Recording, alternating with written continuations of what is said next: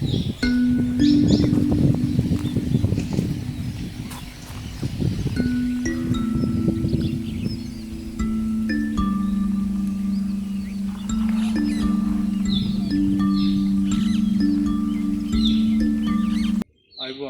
කොහොමද ඔයාලට? අපි අද ඔයාලට කියා දෙන්න හදන්නේ මේ කුරුඳු වගාව ගැන. කොහොමද කුරුඳු කපන්නේ? කුරුඳු කැපීමේ ඉඳන් අවසානයේ වෙළඳ පොළට යන දක්වා මේ කාර්යය කරන්නේ කොහොමද කියන එක තමයි කියා දෙන්නේ. එහෙනම් අපි අද බලමු කොහොමද මේ කුරුඳු කපා ගන්න කියලා. එහෙනම් එන්න මායක ගිහලා බලමු.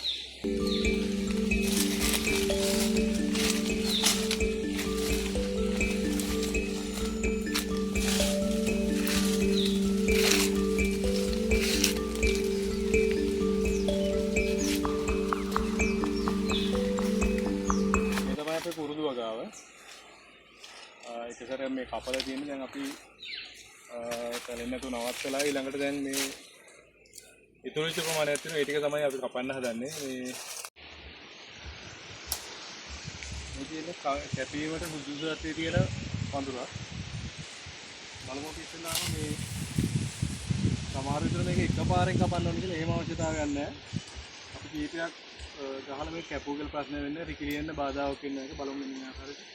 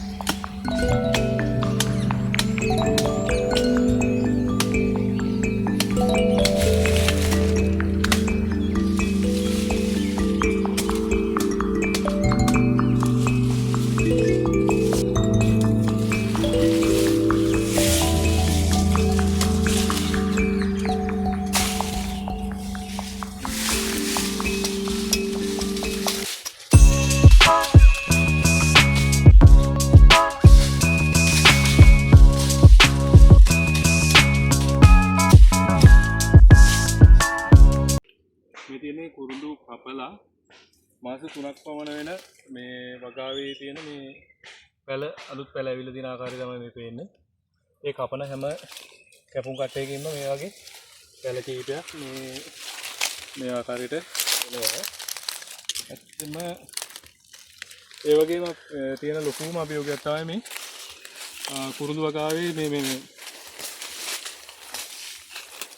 පැල මේ වගේ සත්තු මේ ඕලුවා ඒ වගේ සත්තු මේ වගේ පැල විනාශ කරනවා. මේ විදිහට අලුතෙන් හැදෙන පැල මේ මුඩ දැල්ලා කනවා. එතකොට මේ ගහ වඳ වීමේ ප්‍රවණතාවයකට පත් වෙනවා. ඉතින් අතම තව මේ වගේ දලු කෑම තමයි සිද්ධ කරන්නේ. අවස්ථාවේදී මේ විදිහට උඩින් දැල්ලා කෑවම මේ ඉදිරියේදී මේ ගහ කපුවට පස්සේ මේක වඳ වීමේ තර්ජනයකට ලක් වෙනවා. ඒ වගේම මෙන්න මේ ගහ බැලුවාම මේ ගහත් මේ කබර රෝගයක ගොදුරු වෙලා තියෙන්නේ. ඉතින් සම්පූර්ණව මේ විදිහට බැලුවාම කබර රෝගයට පත් වෙලා තියෙන්නේ. සම්පූර්ණ පඳුරටම මේ කබර කියන ලෙඩ හැදිලා තියෙනවා. ඉතින් මේකෙදි වෙන්නේ මේ කුරුඳු පොත්ත මේ තුනී වෙලා මේ කබර ඊටමත් මේ ඝනකමට පිහිටනවා. ඉතින් මේවා හූරන්න බෑ. මේ පොත්ත සියුම්ම තියෙන. ඉතින් මේකෙන් ප්‍රයෝජනයක් ගන්න බෑ. මේ වගේ කාලයක් පැවතුනොත් කපනතු කාලය තුල මේ ගහ සම්පූර්ණයෙන්ම වැඩක්ම නැතික තත්ත්වයට පත් වෙලා යනවා. ඉතින් මේක කුරුඳු වගාව තුල තියෙන ලොකු අභියෝගයක්. එකක් තමයි මේ වගේ සත්තු හානි කරන එක. ඕලුවා එතකොට මීමින්න වගේ සත්තු මේ මුල් අවස්ථාවේදී මේකට දැල්ලා කාලා දානවා. ඉතින් එතකොට ගහේ පැවැත්මක් නැහැ. ඒ වගේම තමයි මෙන්න මේ වගේ කබර රෝගේ විශේෂයෙන් මේ ගැන විස්තරයක් මම ලොකුවටම දන්නේ නැහැ. නමුත් හෙවන සහිත තත්ත්වයන් හා ඒ වගේම අවශ්‍ය වෙලාවෙදී කුරුඳු නොකැපීමත් මේ කබර හැදෙන්න හේතු වෙනවා කියලා මම අහලා තියෙනවා. ඉතින් අපි කරන්නේ මේ වගේ පඳුරක් දැක්කම සම්පූර්ණයෙන්ම මුළු පඳුරම මේ විදිහට කපලා ඉවත් කරන එක තමයි සිද්ධ කරන්නේ මේකට ප්‍රතිකර්මය වශයෙන්. නමුත් වෙනත් ප්‍රතිකර්ම ඇති කියලා හිතනවා. ඉතින් දාන කෙනෙක් ඉන්නවා නම් අපිට ඒ පිළිබඳ කියන්න.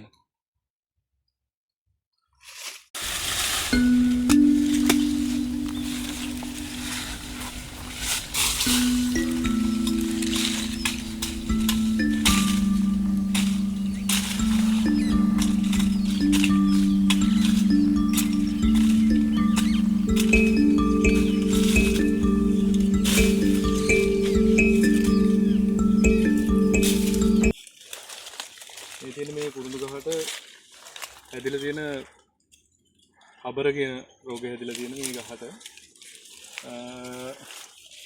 අපි ඉතින් මෙහෙම වුණාම ගොඩක් වෙලාවට කරන්නේ මේ ගහේම තියෙන සම්පූර්ණ හැදිච්ච ටික ඉවත් කිරීම තමයි සිද්ධ කරන්නේ. ඉතින් ඒකත් මේ ආකාරයට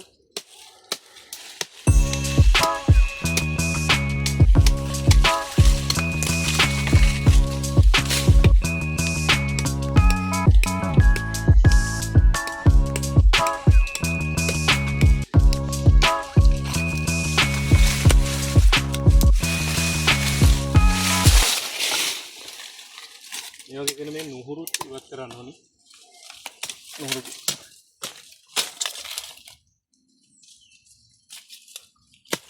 හොඳින් නොවැඩුණු ශාක කොටස් ඉවත් කරන්න ඕනේ නුහුරු.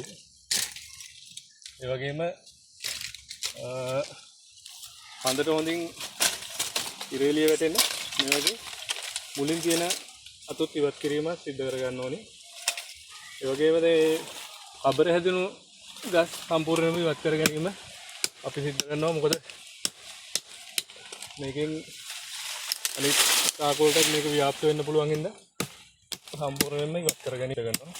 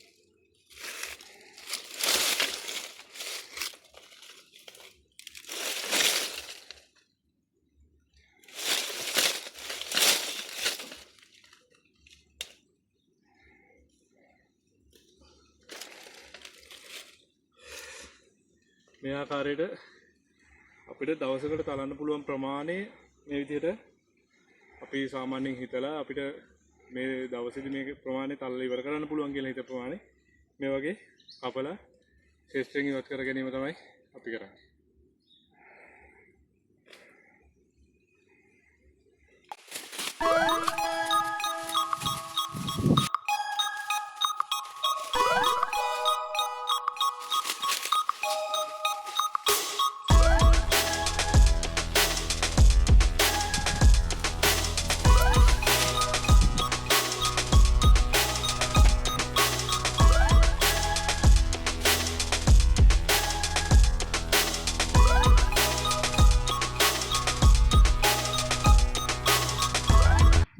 අපි දැන් ශේෂ්ත්‍රයෙන් ගෙන ආපු මේ කුරුඳු මෙහෙම නිෂ්පාදනය කුරුඳු නිෂ්පාදනයේට යොදා ගන්න බෑ. මොකද මේක සූරන්න ඒ වගේ වැඩ ගොඩක් තියෙනවා. ඒකින්ද මේක ගැට පහින්න උනේ මේ ගැට මේකේ තියෙන ගැට ඉවත් කරන්න ඕනේ. මොකද නැත්නම් අපිට ඒක අලා ගන්න බෑ.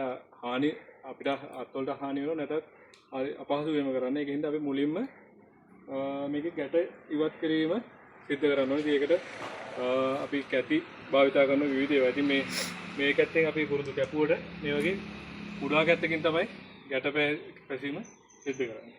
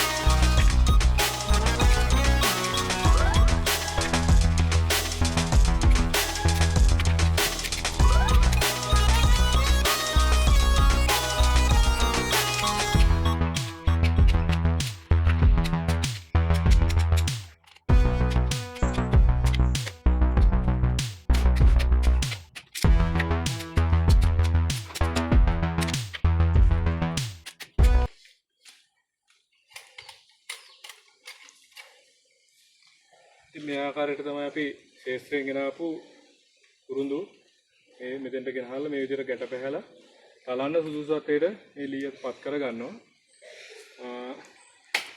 ඊළඟට සීරීම, තැලීම, අන්දි කිරීම වගේ දීපු කාර්යයක් තියෙනවා. අපි ඊළඟට බලමු ඊළඟ වීඩියෝ එකෙන් බලමු අපි කුරුඳු තලන්නේ කොහොමද කියලා.